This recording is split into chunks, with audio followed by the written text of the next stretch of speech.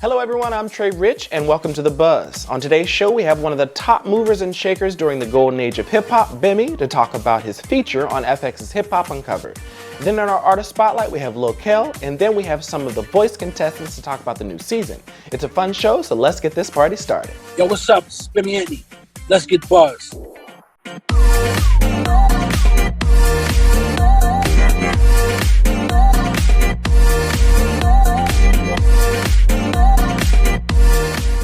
First up, Adeze talks to James Bimmy Antney, and if you're not familiar with him, he worked alongside of some of hip-hop's biggest acts including LL Cool J, 50 Cent, Mariah Carey, Slick Rick, Gucci Mane, Waka Flocka, and many more. Adeze got a chance to talk to him as he tells us about his feature in FX's hit hip-hop documentary called Hip Hop Uncovered. Let's take a look. Bim is a bigger celebrity than the celebrities. Whitney Houston and Bobby Brown, they bailed him out of jail. To me, hip-hop is way more than music. It's a culture. You and your sister, Deb Avery, are featured on Hip Hop Uncovered following your story. And you're proclaimed as the hip-hop godfather. You've had a hand in careers like LL Cool J, Slick Rick, Mariah Carey. So how does it feel now to be in the spotlight instead of behind the scenes?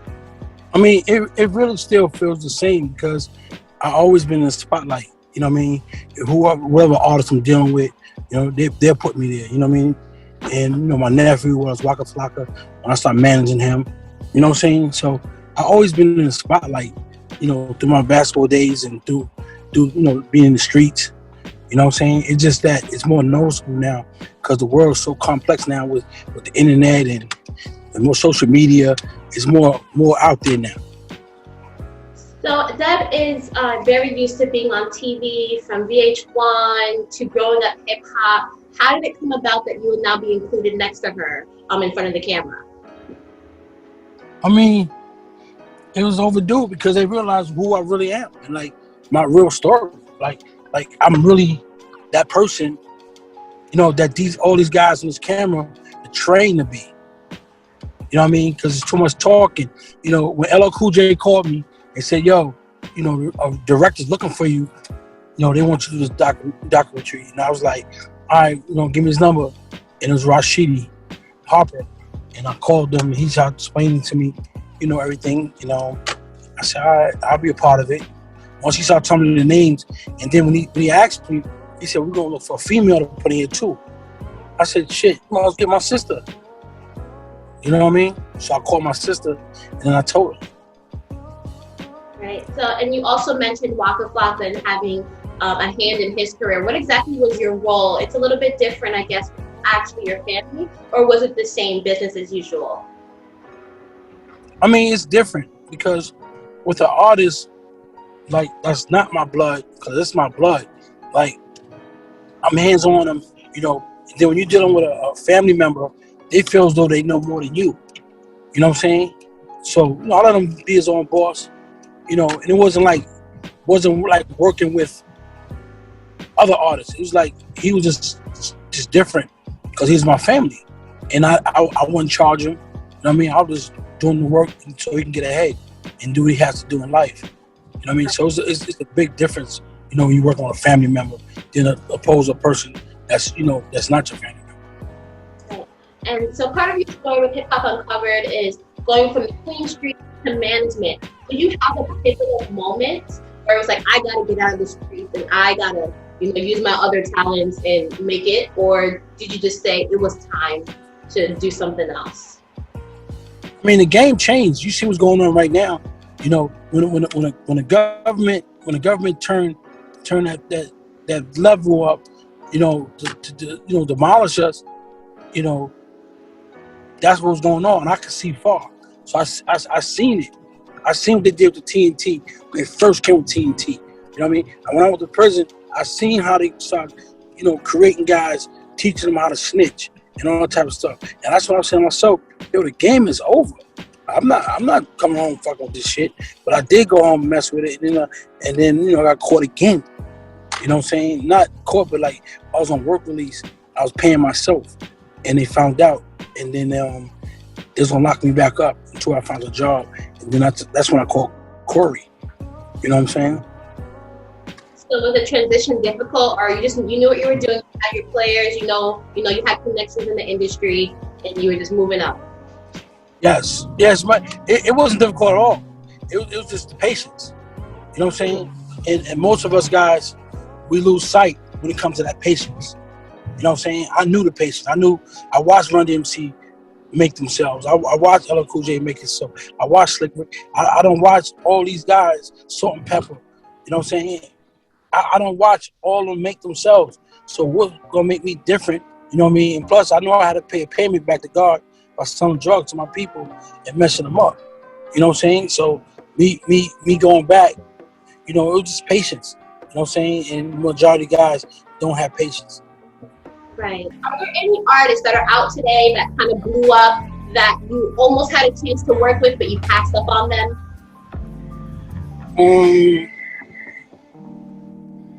Offhand, I can't remember, right? I'm quite sure it is. I'm quite sure it is. Matter of fact. No, I ain't gonna say that. I ain't gonna put that. That's too much bad energy. Yeah, I did. You know what I mean? But the guy went left. You know what I mean? Like, me and Shotty talked on the phone before. You know what I mean? When he first started. You know what I mean? Me and Shotty talked on the phone. But, and how we linked up was just some street shit. You know what I mean? Something was going on. Mm-hmm. Is there anything that you're working on right now that you'd like to plug before we wrap up? Yeah. I'm working on my life story with 50 Cent. Me and him, we've been working on it though. But ain't alone no more. This question keep asking. Yes, me and 50 doing my life story. You know what I mean? I got a clothing line coming out that I've been working on. You know what I mean? Of course, Sheep and Wolf Clothing. Awesome. That's another thing we're looking for. More of you. Hip Hop Uncovered with you and your sister and learning your story. So thank you so much for being with us today. Okay, you're welcome. Oh, he's a drug dealer. Oh, he's a stick-up kid. Until we started hip-hop, it gave us a voice to say, here's wide open. Hip Hop Uncovered. Made you look. You can catch Hip Hop Uncovered on FX and Hulu, so check out your local listing. Up next, we have Luh Kel in our Artist Spotlight.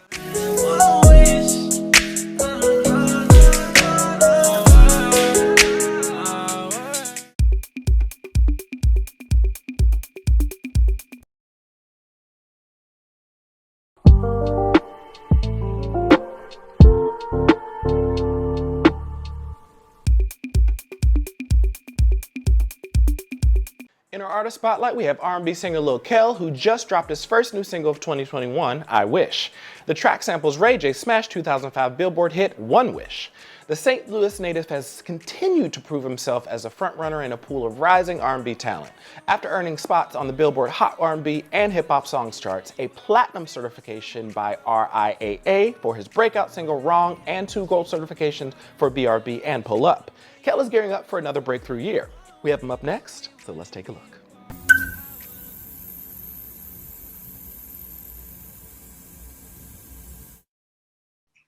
Really, I've been doing music since I was little, for real. I started out in St. Louis. I started out in like a group, and from there I just kept chasing the dream, honestly. And then I did a video in my friend's living room, and it just went viral. So from there, I just kept making records. Now I got 2 golds, 1 platinum record, just making accomplishments, What's good? My name is Luh Kel, for people that never heard of me. I'm an R&B singer, and I'm from St. Louis, yeah. I feel like a fiend when I'm alone and I'm thinking of you and me. Feel like a fiend when I'm alone and I'm thinking of you and me.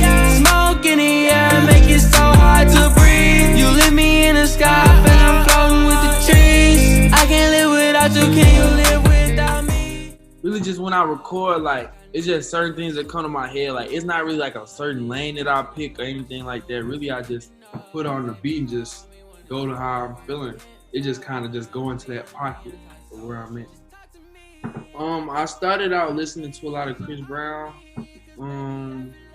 A lot of just old school music. Well, not real old school, but like old school to me. You know, like a lot of, I used to listen to a lot of New Edition. I guess that's kind of old school, but like a lot of old groups, soulful music, things like that. I'm kind of in my groove. You know, I'm still getting older and older, so a lot is gonna change through the time. Cause I started out when I was 16. Well, I started like popping when I was 16. So really, my music is getting more mature right now. Still trying to find a lot of different, you know, different sounds. Still like playing with my voice a little bit, but right now I'm kind of in the groove. You know, I'm talking about love and females and things like that. So that's kind of my pocket. With COVID and things like that, like I stayed on social media and it wasn't really nothing going on. So I got bored. So I just started going to the studio much more. Like almost every day I was in the studio just working. So I got a lot of songs in the tuck right now. So I can't wait for the world to hear. Girl, I keep calling to you, Give me time and I can make it right. Talking on the phone until the sunrise. Tell me your feelings is true. Girl, I keep calling on you, Just promise you'll always be close to me. Hit my line before you go to sleep. Right here with me where you supposed to be. I remember I started out I was always kind of big on Instagram, you know, because I was in St. Louis. And like a lot of people kind of knew me around there. So I had about like 40,000 followers. Okay. But I was only getting like 2,000 likes, you know, just on some like cool stuff, really just popular in my city kind of. Not even for music, just because like, I don't know, everybody just like following me in my city or something. But out of nowhere, like after I made the video, like it went from 40,000 to 100,000 in like a week. And from like that, it went to 200,000 next week, 300,000, 400,000. I was like, man, crazy. I dropped a tape not too long ago called LOVE, and really that process was crazy. I had song with Scott Storch, song with Trippy, song with Lil TJ, song with Queen Naja. So like, I can't just go on any beat. Like I can go on any beat, but I can't just go on any beat. You feel me? Like if you put a beat on, like, and it's crazy, like I feel it in a different way. Like, you know, like I feel it, like really feel it. So like when I go in the studio and I go in the booth, really I just talk. Like I just speak on how I feel at the moment. You feel me? Like when the beat come on, I just say something. So my first line gonna always be about the whole song. You feel me? It's like if the first line and I say, oh, she look good, my second line gonna be something about her looking good. So the rest of the song is already finished. You feel me? I feel like if you focus too much on where the song is gonna go and how you trying to structure the song for this media, you beat the purpose of making music for yourself. Like when I make music, I make it for myself. I don't make it so it could be big or it can go on this website or be catchy like this person's song. Like I feel like music should just be how you want music to sound, not how where you want it to go, and social media is you want it to blow up on. I'm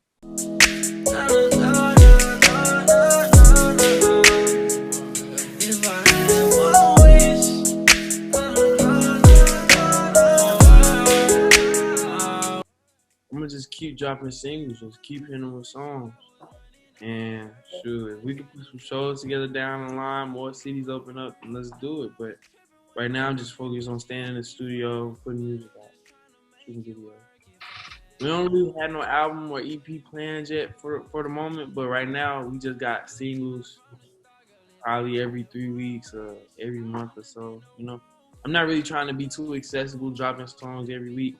I kind of just want to slowly, gradually give them music. I can follow me on Instagram at LifeW Kel and everywhere else at Luh Kel, LUHKL. What's up, y'all? It's Luh Kel, and you just been buzzed. Oh, fuck. Don't go anywhere. We still have a lot more show to go with some of this season's voice contestants to give us some of the details of their COVID protocol style blind audition.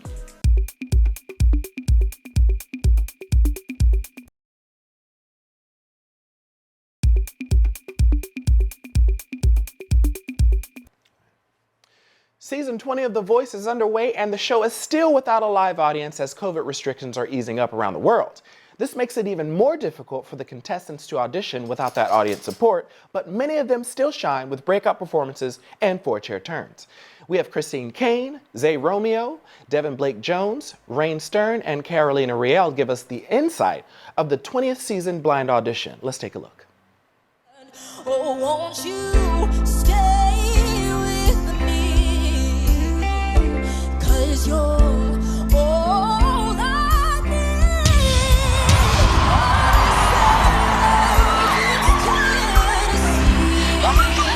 All along the eastern shore, put your circuits in the sea. Hey. This is what the world is for, making electricity. Wanna believe what you say, but I hate you on most days.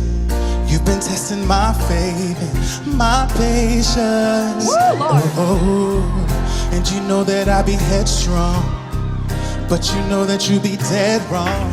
Watermelon sugar high, watermelon sugar high, watermelon sugar high. Strawberry. Yeah, John, quick.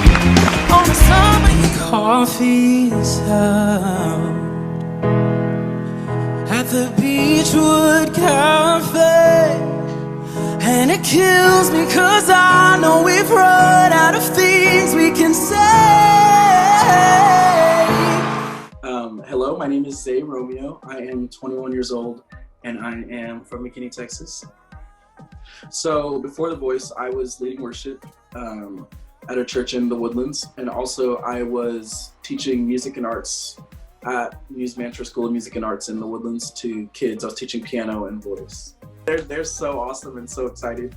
It's been really cool to see all my little students find out and be so supportive and so excited. My heart was beating really, really fast, and I think that those first 5 seconds before the song starts, you hear the drums, click. 1, 2, 3, and once that starts, it's like going on a roller coaster. Once you buckle that seatbelt in, there's nothing you can do. You got to go for it. That's kind of how it felt for me. Hi, I am Rain Stern. I'm 22 years old. I'm from Madison, Wisconsin, and I am a singer, songwriter, guitarist, producer, and environmentalist here in Madison, Wisconsin.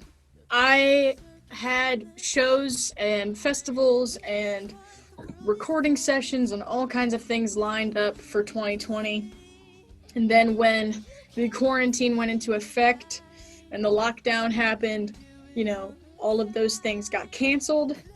And I'm sitting there thinking about what can I do, because I have been making money and making music by performing, and that's how I've been feeding myself and keeping a roof over my head. So it's what I do best. It's what I wanted to keep doing. So I started doing this thing on YouTube called Quarantunes, where I was taking song suggestions by commission. So people would hit up my Venmo or my PayPal and say, hey, $50, can you do a cover of this song? So I would put what I felt was $50 worth of time and effort into covering that song. And if somebody, gave me, $200, then I'm going to do some programmed drums and throw some bass in there and, do the whole thing. And that actually paid for my bills and for about 2-3 months. And a byproduct of doing that was that somebody from NBC saw one of my YouTube videos and emailed me and was like, hey, you're really talented, you can sing, you should totally try out for the show. And I had drunk moms in the audience after playing shows in bars and things like that say, you should go on The Voice, and I just never really took it that seriously. But when somebody actually from the show reaches out to you and says you should try this, and you've got nothing else going on, I was like, this is an amazing opportunity. I would be a fool to not give it a go. I'm feeling very, very grateful because this is something I wanted for so long. So now that it's finally happening, it's been pretty surreal. Awesome. So you started singing at an early age, posting videos online, and you caught the attention of Jennifer Hudson. Describe that moment for me and how things changed for you after that. So actually growing up, I was always really shy. I didn't really know if I should have posted stuff on social media or not because I was really scared of what people were going to say. But it didn't take me very long to realize that that's not what it's about. It's about what I like to do. So I ended up posting stuff on social media, and then Jennifer Hudson was actually doing a challenge of her recent song called Burden Down, and I posted it and I hashtagged it and I tagged her. And then a few days later, I started seeing that I was getting like more followers and stuff on Instagram. People were coming to my account, and then I saw her page and I was like, oh, she posted me.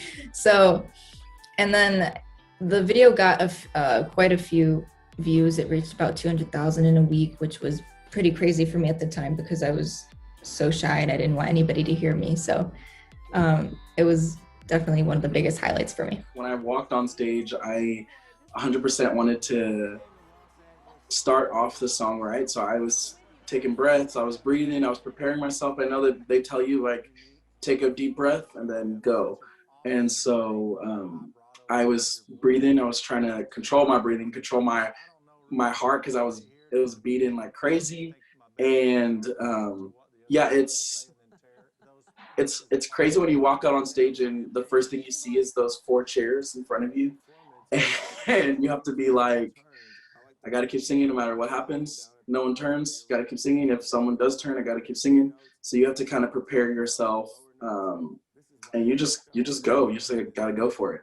That whole day is just extremely nerve-wracking, and I just remember being super nervous and just because you think about the what ifs, what if I don't get a chair turn? Then I got to deal with that, and so it definitely is a huge sigh of relief. I felt validated, yes, of course, but I felt relieved and excited because I knew that I was going to be able to do more things on the show, and whatever I didn't prove, I was going to have the opportunity to do that later on. So for me, it was excitement and relief for sure. Everyone has been so amazing. I mean, I can just start list the names of all the amazing people on our cast, but everyone's just full of love and just full of genuine, just like passion for music. And I think that's kind of where we all really connect. And it's been great. I just want to tell everybody thank you so much for all the support. This has been something that I've been dreaming of for my whole life and ever since I started singing. So thank you so much for supporting me, and I hope to make you proud. I could go on and on and on about all these little these plans that I have and these music video ideas, but I think those have to be a secret for now, and people will just have to tune in and find out. So there's so many songs that I would love to cover. I think it's important to pick the songs that will showcase your vocals the best on the show, but also stay true to yourself. So I think that's hopefully, that's where the coaching comes in, where we can get a little bit of advice as to, maybe what songs will work and what songs won't, or things like that. But the staff is really, really supportive, and, I really trust everyone. I think that they want us to do really well, and I don't believe that they'll have us do a song that they don't think would be good for us either. So what I'm striving to do here is to connect, to do those things that those old feel-good songs, no matter what the genre did for me. Music helped me feel, and I just want to do the same for others. And whatever I can do to inspire, encourage, and produce self-love, and just whatever the case may be, I just want my supporters to know that I hear them just like they hear me. And yeah, let's get it. I'm ready to grow with everybody and allow the world and my supporters to grow with me. So yeah. I think that the battles is going to be super cool. It's super exciting. It's always a pleasure working with Nick. He's such a good coach, and he really knows what he's talking about. I know he's like the youngest one, and everyone sees him as like the underdog, but he really knows what he's talking about. He has a lot of music experience singing. He did start really young, And so, and when it comes to performing, he knows a lot about how to perform and how to use the stage. And so I'm really excited to see what Battles looks like, because I know that he's an awesome coach. Hi, my name is Zay Romeo. Hi, my name is Rain Stern. Hi, my name is Devin Blake Jones. My name is Carolina Real. Hi, I'm Christine Kane, and you've just been buzzed. Thank you, everyone. The Voice is on NBC Mondays and Tuesdays. Check your local listings. That's all we have. Special thanks to Bimmy, Luh Kel, Christine, Zay, Devin, Rain, and Carolina. Good luck on your season. Don't forget to like us on Facebook, follow us on Twitter, and double tap us on Instagram, all at Buzz_Access. As we slowly get back to normal, we still have a lot of work to do to heal. The president said every adult will have a vaccine available by May, and many states are easing up on quarantine restrictions, as Texas is just going full out and lifted our restrictions, putting many in danger with the threat of COVID still very real. The Senate has approved a much-needed $1.9 trillion stimulus plan, but not one Republican senator voted to approve, claiming it's too much, which means we're still a nation divided and we got a long way to go. So with all that, I hope 2021 will be a year of healing, and I'll be patiently waiting my $1,400. I'm your human stimulus package, Trey Rich. Love and light to you all. Stimulus, stimulus. Joe Biden about to drop in stimulus checks. 1,400. I'm too turned up, about to pay my bills and have some fun. We've been waiting for this for some time, and taxes dropping at the same time now. It's my name that's on that lag. I'm in my bag, no need to call me a cab. Standing in the front yard, saying to my neighbors, how do you do? And they wondering why I feel the way that I do. It must be the stimmy. You must not know about me. I'm about to get my stimmy. Checking my account every single minute. Calling my girl like, babe, did you get it? I'm waiting. For more stories and extended clips, go to thebuzzallaccess.com. I'm Trey Rich, and you've just been buzzed.